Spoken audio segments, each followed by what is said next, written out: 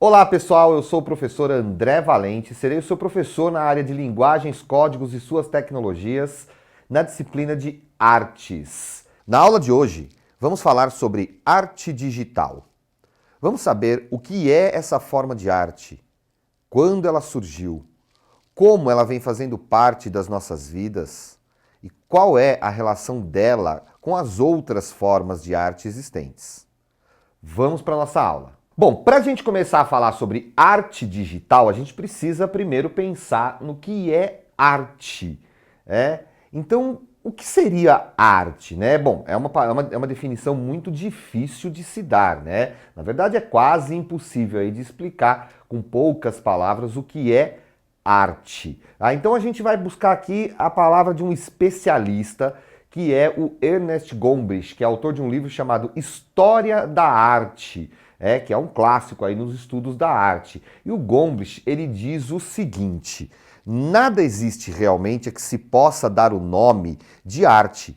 Existem somente artistas. Outrora eram homens que apanhavam um punhado de terra colorida e com ela modelavam toscamente as formas de um bisão na parede de uma caverna. Hoje, alguns compram suas tintas e desenham cartazes para tapumes.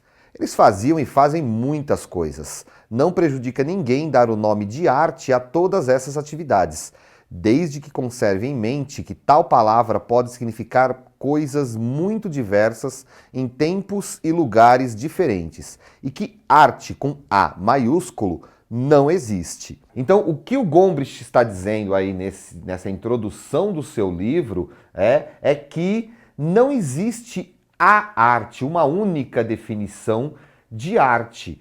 Nesse mesmo livro, nessa mesma introdução, ele vai dizer o seguinte, que não existem motivos errados para nós gostarmos de uma obra de arte. Então nós podemos gostar de uma obra de arte porque a gente gosta das cores da obra, a gente pode gostar porque ela lembra alguma coisa da nossa infância, da nossa história de vida, lembra alguém que a gente gosta, porque ela nos emociona, ou porque a gente admira aquele estilo de arte, a forma como ela se apresenta. Enfim, existem muitos motivos para nós gostarmos de uma obra de arte e, segundo o Gombrich, todos esses motivos são válidos. Então, se a gente gosta, tudo bem.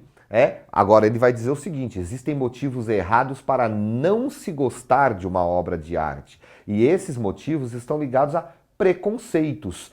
Preconceitos sobre a estética, porque já faz muito tempo que arte não precisa ser uma coisa considerada bonita, até porque beleza é muito relativo e os próprios artistas sabem disso. A beleza ela não está ligada necessariamente a um sentimento positivo, a uma alegria, ao amor, a esses sentimentos que a gente considera sentimentos bons. A beleza pode estar também no horror. Existe uma arte que vai querer enfatizar o horror, vai querer enfatizar os sentimentos como medo, nojo, angústia. Então a arte ela pode ser muitas coisas. O mais importante é a gente pensar o seguinte: quando a gente fala de arte, quando a gente analisa uma obra de arte, no dia a dia, na nossa vida, no cotidiano, tudo bem, a gente pode olhar para uma obra e falar, olha, eu gosto, eu não gosto. Isso é a velha história do gosto e cada um tem aí o seu gosto formado por vários motivos ao longo da vida. Mas se a gente vai analisar uma obra de arte para fazer uma crítica sobre ela, se a gente quer falar sobre essa obra de arte, sobre a técnica dessa obra, se a gente quer entender melhor e mais profundamente uma obra de arte, a gente precisa considerar alguns elementos importantes que são esses aqui, olha só. Então, quando a gente fala de arte, na verdade estamos falando de artes. E temos que lembrar que quando falamos de artes, na verdade nós estamos falando de obras de artes e estamos falando de artistas. Por quê? Porque toda obra de arte tem uma pessoa por trás dela. Então nós temos que lembrar que existe uma pessoa por trás dessa obra de arte. Além disso, toda obra de arte tem também um material, ela é produzida por um material. Então, o pintor usa a tinta, o grafiteiro usa o spray, o poeta usa as palavras, a bailarina, o bailarino, eles usam o próprio corpo e os movimentos do corpo. A fotografia usa a luz e as imagens. Então, isso, toda obra de arte vai ter a sua matéria-prima para ela ser elaborada. Isso é muito importante para a gente pensar no assunto que nós vamos falar hoje, né? E outra, toda obra de arte carrega uma mensagem, toda obra de arte quer dizer alguma coisa, transmite uma mensagem. Então, quando nós olhamos para uma obra de arte, ela está nos dizendo, na verdade, ela está dizendo muitas coisas. Ela está dizendo sobre o tema que ela está apresentando, ela também fala sobre as técnicas que estão na própria obra. Enfim, ela vai nos trazer várias mensagens ali que a gente vai conseguindo perceber quando observamos a obra de arte, tá? Toda obra de arte também está feita sobre um suporte, né? Então nós temos um material e esse material ele tá depositado em alguma coisa, né? Então a tinta do pintor vai ser colocada na tela, o movimento do bailarino, da bailarina é feito no seu próprio corpo, o próprio corpo é o suporte, e aí ele vai se apresentar em um palco, vai se apresentar na rua, vai se apresentar em algum lugar onde ele vai apresentar aqueles movimentos. O poeta usa as palavras, ele pode falar, mas ele pode também escrever e hoje, atualmente, ele pode digitar essas palavras. Então, toda obra de arte tem um suporte para ela poder se apresentar, né? Toda obra de arte também é direcionada a um público. O artista, né, tem um ditado popular aí que diz: o artista vai aonde o povo está, né? Então, todo artista produz para ser visto, para que alguém veja, para que alguém leia, para que alguém possa admirar ou, numa linguagem mais atual, possa curtir aquela obra de arte. Então, todo artista ele pensa que ele vai ser visto por um público, mesmo que esse público seja ele mesmo. Mesmo que esse público ele vai fazer uma obra de arte e vai deixar na casa dele, mas de alguma maneira ele quer olhar para aquela obra. Então, ele acaba sendo o próprio público, mas toda obra de arte tem um público por trás da sua concepção, tá? E, finalmente, toda obra de arte precisa de uma técnica, né? Às vezes é uma técnica que exige mais, mais detalhes, é uma técnica mais racional, mais pensada, que tem que ser muito estudada. Às vezes é uma técnica mais intuitiva, uma técnica mais espontânea, né? Que a pessoa não precisa pensar tanto para fazer, porque ela já tem aquela habilidade. Mas, de qualquer maneira, toda obra de arte tem uma técnica, tem um jeito para se fazer. Então é importante pensar que quando nós falamos de artes, nós estamos falando de tudo isso daí. E, finalmente, todo esse conjunto de coisas que forma uma obra de arte, a gente precisa lembrar que esse conjunto de coisas está ligado a uma estética. Ou seja, todo artista que produz a sua obra de arte, ele não tira ideias do nada. Ele se inspira, ele tem ideias que ele vai tirar de outras obras, de outros estilos. Então ele tem um estilo, um jeito de fazer, né?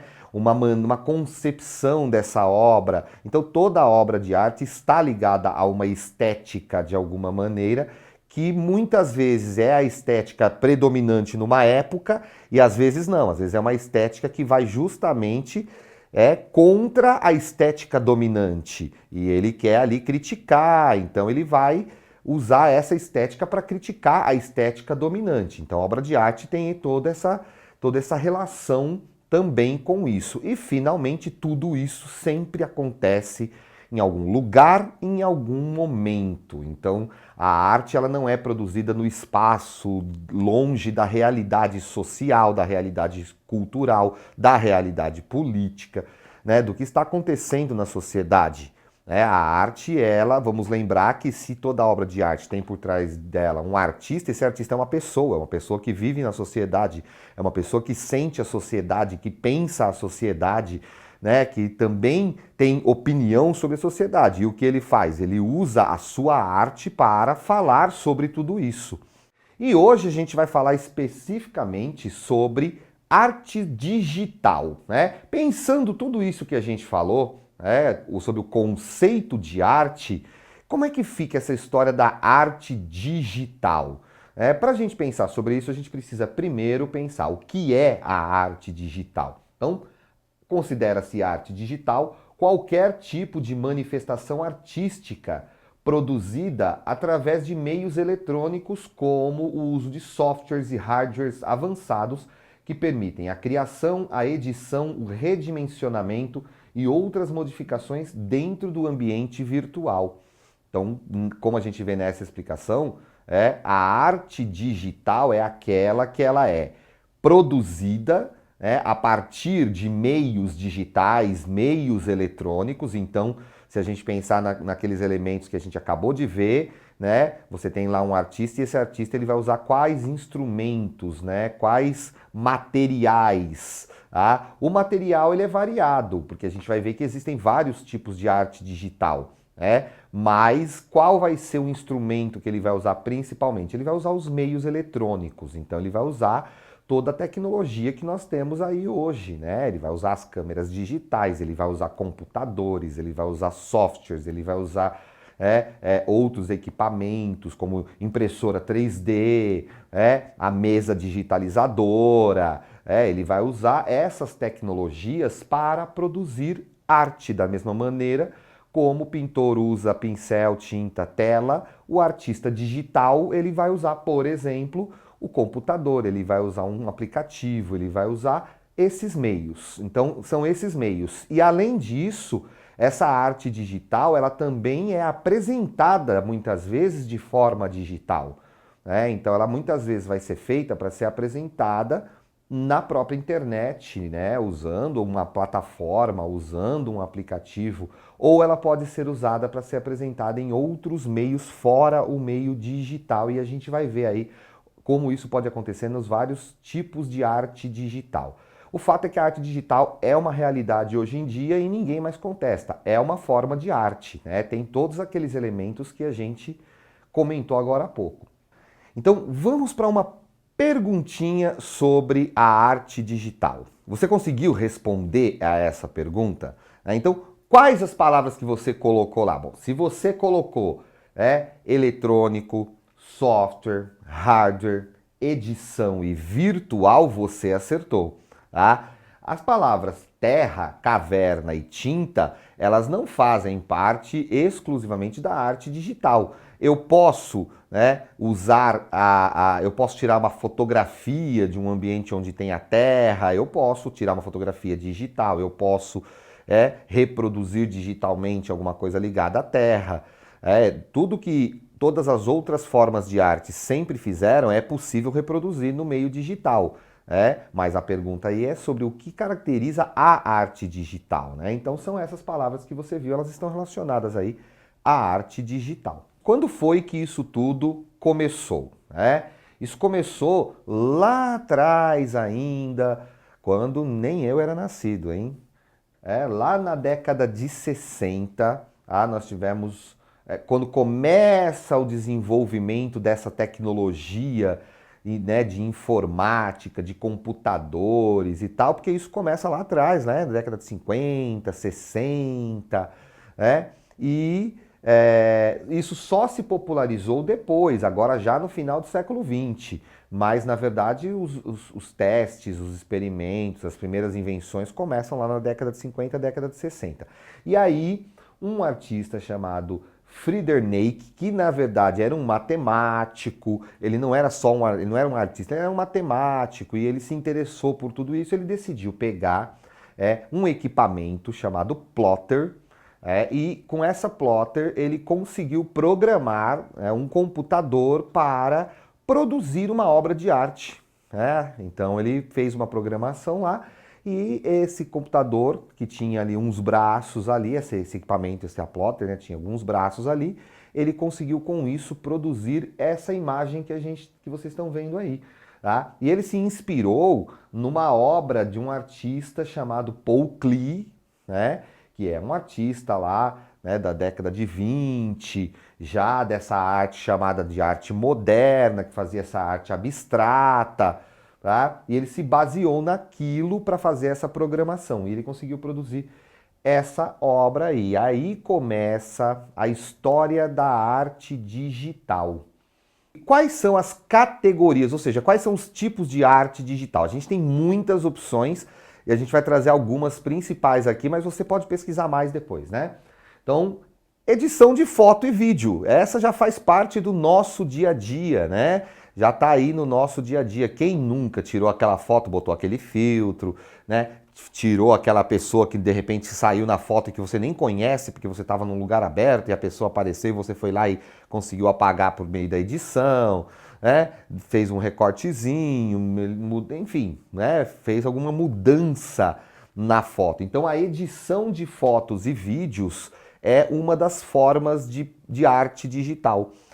Na verdade, ela por si só nem é uma arte digital, né? A edição de foto e vídeo é um recurso da arte digital, né? O artista vai usar essa edição de fotos, essa edição de vídeos para criar uma obra de arte, né? Então, é isso, é o uso de programas de edição com a finalidade de fazer o quê? Mudanças nas imagens e nos vídeos. Então, fazer algum tipo de mudança. Tá? Então pode ser realçar, ocultar detalhes, acrescentar elementos, mesclar imagens, né? Fazer montagens, criar, né? Montagens, mudar cores, né? Mudar o tamanho, né? Que é redimensionar, adicionar um fundo, né? Inserir legendas, efeitos sonoros, efeitos visuais, criar cenas, enfim, dá para fazer muita coisa aí com a edição de fotos e edição de vídeos, e a gente sabe disso porque isso hoje tem muitos aplicativos que nos permitem, né, fazer isso. Tá? Então uma das coisas que a arte digital tem como característica é que ela tornou possível a muito mais gente produzir arte, né? Porque a gente não precisa ali de muitos recursos além, né, de ter um aplicativo, ter um equipamento que seria um celular ou um computador, e um pouquinho de criatividade para usar os recursos que tem ali, né? Os filtros, mudanças de cor, os elementos que a gente pode usar para montar, tá? Então é isso, dá para fazer desde edições mais simples, como aquelas que a gente faz, né, para postar nossa foto na rede social, que é mudar um pouquinho a cor, dar uma melhoradinha aqui e ali e tal, até fazer grandes obras com grandes montagens, né, como a imagem que está aparecendo aí para vocês. A arte 3D. O que é a arte 3D? Né? 3D, três dimensões, né? Então a arte 3D ela busca reproduzir uma imagem criando a sensação de profundidade. Aquilo que lá atrás, né, no Renascimento, os artistas desenvolveram técnicas para causar essa ilusão, né, na tela, tá? Hoje usa-se o meio digital para fazer, que é criar a sensação de profundidade, de luz e sombra, né, a ideia de distância, né? Então a arte 3D ela faz isso, tá? E ela tem softwares específicos, programas que são específicos para isso. Né? São programas que precisa ali aprender a mexer e tal, mas ele vai fazer isso a partir de uma ilustração bidimensional simples, você vai criar uma arte que representa três dimensões. E tem coisas incríveis, se vocês procurarem na internet, vocês vão ver coisas incríveis. Artes que parecem que estão saindo da parede, saindo de uma tela, saindo do próprio computador. Né? E na verdade não é pura ilusão criada através de recursos, né, tecnológicos aí. Tá? Então ela cria essas composições e muitas dessas composições são realistas. Né? Muito parecida com essa que a gente está vendo aí. Tá? Chegam algumas obras de arte 3D são tão realistas que parece uma fotografia, mas na verdade não é. Foi uma criação. O cinema usa bastante, a gente vê bastante no cinema, na publicidade. Então essas formas de arte digital, elas extrapolam o limite da arte, né? Não é só para a gente olhar e admirar, elas também podem ser utilizadas como ferramentas aí da publicidade, da propaganda, né? Enfim, dá para usar de várias maneiras. E a arte fractal, o que seria arte fractal? Então olha só essa imagem, né? Para algumas pessoas pode causar um pouco de tontura olhar para esse tipo de imagem, né? Ela lembra algo como um caracol ali, né? Então esse é um exemplo de arte fractal. A arte fractal, elas são imagens digitais, tá? Que são complexas e são elaboradas a partir de cálculos, né? De equações matemáticas, olha só, né? São equações matemáticas que são colocadas na forma de programação para produzir esse tipo de efeito, esse tipo de arte, tá? E é muito interessante, porque a arte fractal é baseada na própria natureza, né? Então, por exemplo, quando você olha para um girassol, o miolo do girassol, as sementes do miolo do girassol, elas não estão ali de forma aleatória. Estudando isso, se descobriu que ali você tem um cálculo matemático para que o girassol chegue a ser daquela forma, né? Então existe ali um desenho, existe uma certa ordem que dá para entender a partir de um cálculo matemático. A arte fractal ela é baseada nisso, né? Nessa ideia de você criar cálculos matemáticos para produzir imagens como essa daí, tá? Então eles também usam programas específicos, usam um princípio que é chamado de autorrepetição, é isso, é feita uma imagem uma vez e aí a partir do cálculo matemático ela vai sendo reproduzida e vai criando uma outra imagem, que é a arte fractal, tá? E ela pode ser aumentada ou diminuída várias vezes sem perder o formato original, justamente porque ela é feita baseada em cálculos matemáticos. É como se ela fosse se encaixando. Então dá para diminuir, dá para aumentar, sem perder a qualidade da imagem. O desenho vetorial.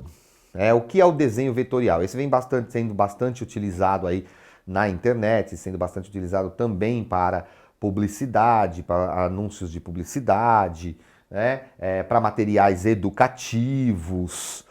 Então esse vem sendo bastante utilizado. Desenho vetorial é esse tipo de imagem, que ela pode ser redimensionada várias vezes, pode ser feita maior, menor, e ela não perde a qualidade da imagem. Tá? Então é feito com programas gráficos que eles vão registrar as informações ali, tá? E vão formando esse tipo de imagem como essa que a gente está vendo aí, né? Que não tem traços tão finos, tão realistas, mas por quê? Porque a finalidade é isso mesmo, é se parecer mais com uma ilustração, com um desenho, não é se parecer exatamente com uma fotografia. Embora tenha alguns desenhos vetoriais que são realistas e são bem realistas, tá?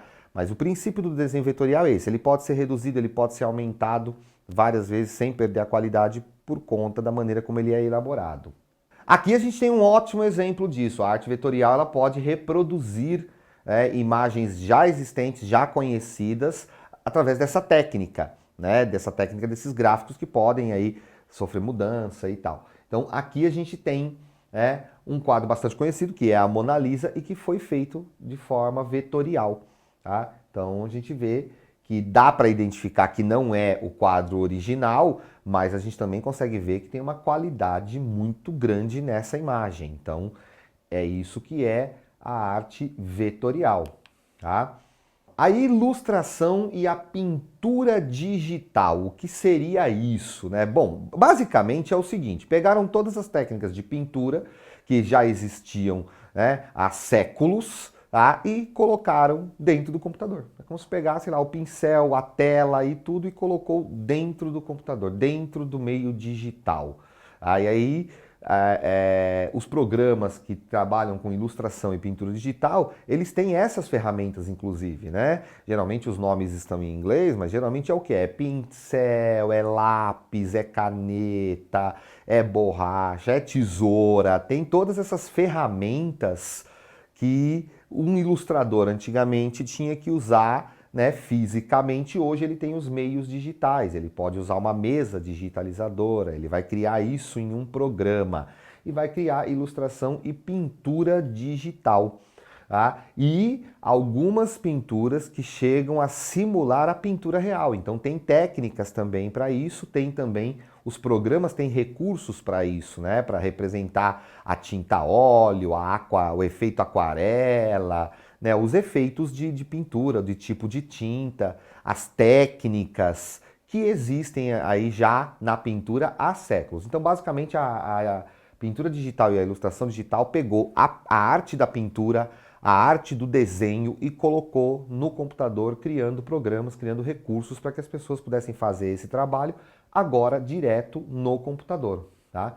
Então aqui a gente tem um exemplo, essa imagem tá? É um exemplo de pintura digital, né? Então a gente vê ali uma tela que poderia ter sido pintada à mão, né? Que se parece inclusive com telas que são pintadas à mão, à tinta, né? Ali numa tela mesmo, num cavalete, só que aqui foi feito no computador, tá? Então é possível fazer isso. O que não quer dizer, isso é importante a gente pensar aqui, né? Não quer dizer que as outras formas de arte vão acabar. Na verdade, toda vez que surge uma inovação nesse campo, os artistas que já produzem a sua arte de outra maneira, o que eles costumam fazer? Eles costumam se inovar também. Eles vão buscar outras formas de fazer, eles vão buscar também se inovar para continuar a fazer a sua arte. Então, na verdade, no campo das artes, o que acontece é sempre a transformação, a inovação, o crescimento. E aqui nós temos uma perguntinha para você agora sobre o conteúdo. Vamos ver se você pegou o conteúdo da aula de hoje? Bom, se você respondeu letra B, você acertou, né? Por quê, pessoal? Porque olha só, né? É considerada menos criativa devido ao uso de recursos digitais? Nós colocamos essa pergunta aí para fazer uma provocaçãozinha, porque muita gente pega e diz assim, é fácil ser fotógrafo hoje em dia, porque as câmeras digitais fazem tudo. E não é verdade, né? A ferramenta, ela é uma ferramenta. Assim como no passado, por exemplo, ter um bom trator, uma boa enxada não significava que a pessoa seria um bom agricultor, necessariamente teria uma plantação cheia e daria bons frutos e tal. Hoje, ter uma câmera digital, ter um bom computador, ajuda muito. Ter recursos para fazer ajuda muito. Mas se você não tiver a técnica, a vontade, a criatividade, se você não souber utilizar os recursos, não souber entender como eles funcionam, tá? Nada disso vai adiantar. Então, os computadores, as câmeras digitais, os smartphones, todos os recursos eletrônicos que nós temos hoje estão a nosso serviço, mas são ferramentas como outras ferramentas. Claro, facilitaram muito a nossa vida, né? De fato, hoje a gente, por exemplo, no passado, né, a gente tirava uma foto e você ficava naquela ansiedade. Será que a foto ficou boa? Aí você tinha que revelar a foto para saber se a foto ficou boa. Hoje você vai lá no preview, já vê a foto que você acabou de tirar. Se não ficou boa, você já pode tirar outra. Então facilitou muito a nossa vida, né, o surgimento desses recursos digitais, mas eles não substituem a nossa inteligência, a nossa habilidade, Pelo contrário, hoje eles dão mais potência para a nossa criatividade, para a nossa inteligência, para as nossas habilidades. Então, se você gosta de arte, se você tem vontade de fazer arte, use esses recursos, aproveite bastante e não ligue para as pessoas que vão dizer: ah, mas isso aí com a câmera que você tem, qualquer um faz. Não é verdade isso, né? Há muito bons artistas aí fazendo trabalhos com recursos digitais e há também aqueles que poderiam melhorar, poderiam fazer melhores trabalhos. Lembrando o que a gente falou no começo da aula, né? A gente julgar a obra de arte é sempre muito delicado, porque às vezes a gente pode estar só sendo preconceituoso. Bom, a outra forma de arte que a gente tem nesse campo é a arte digital imersiva. Tá? Essa é fantástica. Tá? O que é isso? É um tipo de arte que utiliza tecnologia digital para colocar a gente praticamente dentro da obra de arte. Daí vem esse nome, né, de fazer uma imersão. Então nós vamos entrar na obra de arte, vamos interagir com a obra de arte, né? Vamos poder, por exemplo, sentir as cores da obra de arte passando por nós, ouvir os sons, de repente, de uma tela de pintura que mostra uma paisagem, né? Então é possível criar aí uma interação, né, entre nós, o público, com a obra de arte, através dessa chamada arte imersiva. Então ela utiliza a tecnologia digital para proporcionar esse tipo de experiência sensorial de contato com a arte, combinando animações gráficas em alta definição, conteúdo multimídia, né, narrativas em áudio. Ela permite a criação de cenários e a interação direta do público com a obra de arte. Tá? E nesse link que você está vendo aí tem um vídeo de uma exposição de arte muito boa que aconteceu em Barcelona, de arte imersiva. Dá uma olhadinha nesse vídeo aí para você ver como é interessante, como é legal esse tipo de arte. Hola, soy Natalia Sprenger y hoy en El Futuro es Apasionante voy a pasearme por las obras de Monet gracias al mapping.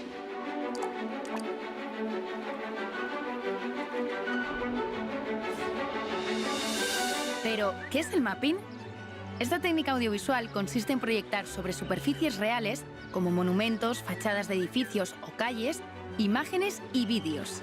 El efecto inmersivo se lo tenemos que agradecer al movimiento creado específicamente para esa superficie, ya sea en 2 dimensiones o en 3.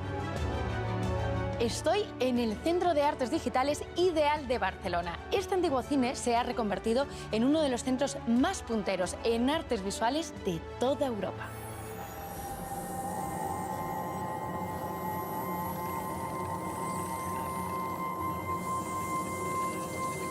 ¿Y qué tecnología utilizáis para lograr una experiencia inmersiva de este nivel? Lo que tenemos son 30 proyectores láser, cada uno con resolución diferente, dependiendo de si va proyectando a pared o proyectando al suelo. Permite tener esa sensación de inmersividad total. E fique atento aí que aqui no Brasil já tem muitas instituições fazendo isso, e aqui em São Paulo especificamente a gente tem o MIS, que inaugurou um espaço aí para esse tipo de exposição de arte imersiva. Então é uma experiência muito legal de se viver. E chegamos ao final dessa nossa videoaula e vamos aí deixar uma reflexão sobre o assunto de hoje.